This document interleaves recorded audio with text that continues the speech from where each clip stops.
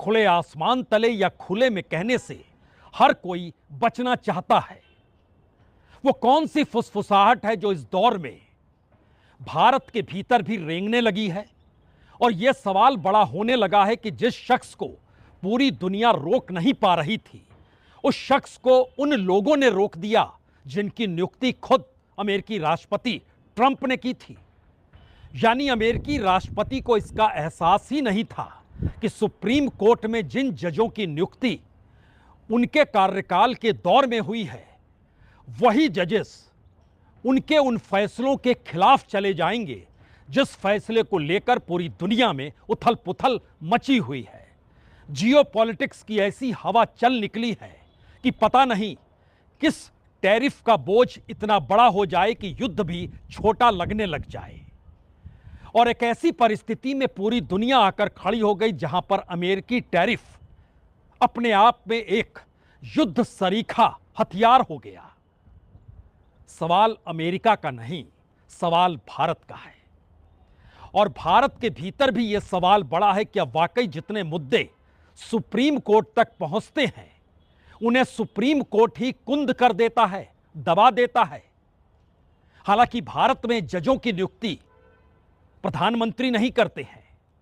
प्रयास जरूर था शुरू में 2014-15 में कि इस देश के भीतर एक अपॉइंटमेंट जजेस की कमेटी बने जिसमें सरकार की भागीदारी हो, लेकिन कोलेजियम चला आ रहा था, कोलेजियम चल रहा है, क्योंकि सुप्रीम कोर्ट ने ही अपने तौर पर कमेटी बनाई और फैसला दिया था कि दरअसल जजों की नियुक्ति में कम से कम सत्ता या सरकार की मौजूदगी बिल्कुल नहीं होनी चाहिए, या उनकी बात या उनके अनुसार जजों की नियुक्ति तो नहीं होनी चाहिए, क्योंकि भारत की पार्लियामेंट्री प्रोसेस में जो डेमोक्रेसी है उसमें डेमोक्रेसी के 4 पिलर हैं, जिसमें सबसे मजबूत पिलर जुडिशरी है। यानी एग्जीक्यूटिव के पावर अगर तानाशाही के हद तक पहुंच जाए तो उसे जुडिशरी ही रोकेगी। यह सवाल अमेरिका के भीतर भी बड़ा होते चला जा रहा था। इसीलिए तो अमेरिका के भीतर रिपब्लिकन्स की सरकार हो, लेकिन डेमोक्रेट्स ने अदालतों का दरवाजा भी खटखटाया और अमेरिका के भीतर छोटे बड़े कारोबारी भी अलग अलग राज्यों की अदालत में भी पहुंचे। 12 राज्यों में अलग अलग जगहों पर जो मुद्दे सामने आए, उसमें सबने कहा अमेरिकी राष्ट्रपति का रुख सही नहीं है। जो अधिकार उन्हें मिले हैं उससे आगे जाकर वो फैसला कर रहे हैं। तब अगला सवाल यह है, क्या वाकई भारत के भीतर तो जजेस स्वतंत्र हैं? उनकी नियुक्ति का एक पूरी प्रक्रिया है, उस प्रक्रिया में सत्ता की भागीदारी नहीं होती है। लेकिन इस दौर में यह भी नजर आने लगा कि किस हाई कोर्ट के जज, किस डिस्ट्रिक्ट कोर्ट के जज को हाई कोर्ट तक पहुंचना है तो कौन सा रास्ता उसे अख्तियार करना पड़ेगा। किस हाई कोर्ट के जज को सुप्रीम कोर्ट तक पहुंचना है तो सरकार की बिना हरी झंडी के वो आगे बढ़ नहीं सकता है। और जब चीफ जस्टिस की भूमिका अलग अलग निर्णयों को लेकर अलग अलग तरीके से राजनीतिक सत्ता को मजबूत करती चली जाए, तो एक झटके में इस देश के भीतर कई मुद्दों को लेकर यह सवाल उठने लगे कि अगर न्याय की गुहार सुप्रीम कोर्ट से नहीं लगाएंगे तो कहां लगाएंगे, और अगर सुप्रीम कोर्ट ही सत्ता के अनुकूल होकर निर्णय देने लगेगा तो फिर कहां जाएंगे। और क्या वाकई इससे पहले जो निर्णय हुए, इस देश के भीतर जो कुछ हो रहा है, वह भारत की संसदीय व्यवस्था से बिल्कुल हटकर है। जबकि अमेरिका के संदर्भ में अगर भारत का जिक्र करें तो भारत में तो बिना पार्लियामेंट के प्राइम मिनिस्टर आगे बढ़ ही नहीं सकता है। और अमेरिका के भीतर प्रेसिडेंट को पार्लियामेंट जाने की कोई जरूरत नहीं है, यहां तक कि वो अपनी टीम को नियुक्त करता है, उनके अपने लोग होते हैं। हर नए राष्ट्रपति के साथ लगभग 25,000 अधिकारी बदल जाते हैं। भारत में तो ऐसा बिल्कुल नहीं है। फिर वो कौन सी स्थिति है जिसकी फुसफुसाहट बंद कमरों में है, लेकिन खुले आसमान तले कोई अभी भी कहने की हिम्मत जुटा नहीं पा रहा है। तो आज बात कहां से शुरू की जाए, क्योंकि इस देश में सुप्रीम कोर्ट के फैसलों ने खुले तौर पर प्रधानमंत्री मोदी की सरकार को, उनके द्वारा लिए गए निर्णयों को कटघरे में खड़ा तो किया, फैसला भी दिया, लेकिन कभी भी सत्ता और सरकार पर कोई आंच आने नहीं दी। महाराष्ट्र में शिवसेना दो फाड़ हो गई, वहां के राज्यपाल की भूमिका असंवैधानिक करार दे दी गई। वहां पर जिस तरीके से सरकार बनी वो पूरे तरीके से गैर कानूनी मान ली गई। लेकिन बावजूद इसके तमाम फैसले देने के बाद भी सुप्रीम कोर्ट कहता है नहीं नहीं, जो सरकार चल रही है वो चलती रहेगी। यानी सब कुछ असंवैधानिक और गैर कानूनी, लेकिन वो सरकार चलती रहेगी। यह सवाल तो इलेक्टोरल बॉन्ड के समय भी आया था। कॉरपोरेट का नेक्सस सरकार के साथ कैसे काम करता है और कितने हजार करोड़ रुपए कॉरपोरेट के जरिए पॉलिटिकल फंडिंग होती रही।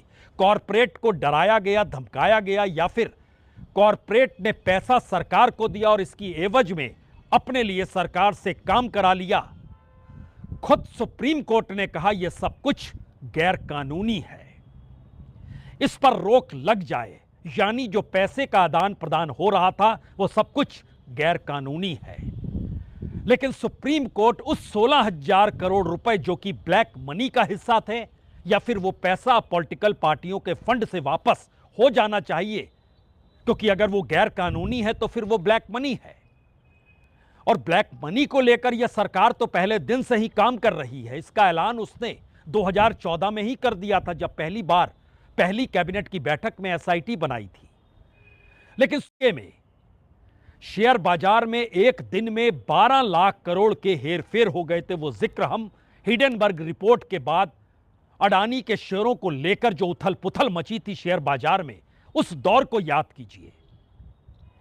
इतना ही नहीं, इस देश के भीतर चुनाव के वक्त भी प्रधानमंत्री की पूरी बात जो शेयर बाजार को लेकर, और गृह मंत्री अमित शाह तक की बात जो शेयर बाजार को लेकर हुई, उसके बाद जो उथल पुथल मची, उसमें सरकार ही इंडिकेट कर रही है कि पैसा कमा सकते हैं तो कमा लीजिए। और हिडेनबर्ग रिपोर्ट के बाद तो बड़ा सवाल जो नियामक संस्था है सेबी, उसको लेकर उठे थे और कहा गया बिल्कुल ऐसा होना नहीं चाहिए, लेकिन ऐसा क्यों हो रहा है। सुप्रीम कोर्ट का अपना फैसला, उसके अपने इंटरप्रिटेशंस, उस इंटरप्रिटेशन के जरिए जो उंगली उठी वो सीधे सेबी पर ही उठी थी। लेकिन हुआ क्या, सुप्रीम कोर्ट ने कहा बिल्कुल नहीं, सेबी को हम दरकिनार नहीं कर सकते हैं, सेबी ही जांच करेगी, उस जांच की जो जांच सेबी की वजह से ही बिगड़ गई और पूरी की पूरी प्रक्रिया में शेयर बाजार के भीतर हंगामा मच गया। जी, और बात इतनी भी नहीं है। याद कीजिए, राफेल डील को लेकर जब पहली बार उसकी कीमतों को लेकर शोर मचा तो खुद सुप्रीम कोर्ट ने कहा कीमत तो बता दीजिए, क्योंकि इससे पहले की सरकार ने इतनी ज्यादा कीमत में तो राफेल की डील नहीं की थी। तो सरकार ने कहा बिल्कुल नहीं, यह राष्ट्रीय सुरक्षा का मसला है, इसमें हम बतला देंगे कितने पैसे में खरीद रहे हैं, तो दुनिया को पता चल जाएगा कि हमारे राफेल हवाई जहाज में जो युद्ध मारक जहाज होगा उसमें कौन कौन से हथियार लगे हुए होंगे। यानी नेशनल सिक्योरिटी का मसला राफेल डील में लाकर खड़ा कर दिया गया और सुप्रीम कोर्ट ने कहा ठीक है, आप खामोशी बरतिए।